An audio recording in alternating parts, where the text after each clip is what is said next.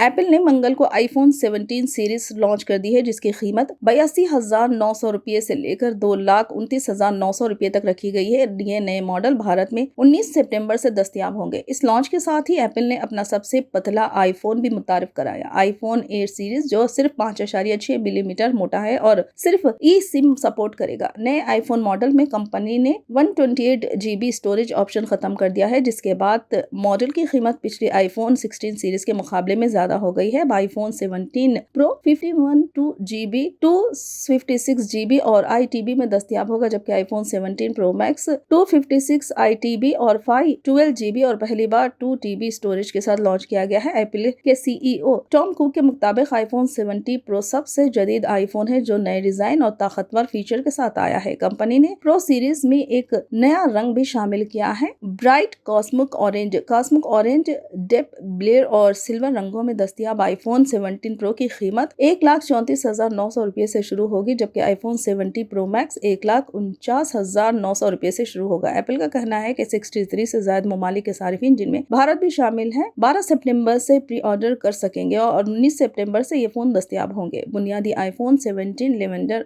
Must blue, sage white और black रंगों में लॉन्च होगा, जो कि 256 GB और 512 GB स्टोरेज ऑप्शन के साथ 82,900 रुपये से शुरू होता है। ये सीरीज 3 मॉडल पर मुश्तमिल है, आईफोन 17, आईफोन 17 प्रो और आईफोन 70 प्रो मैक्स, जबकि इस बार पिछली तरह प्लस मॉडल शामिल नहीं है।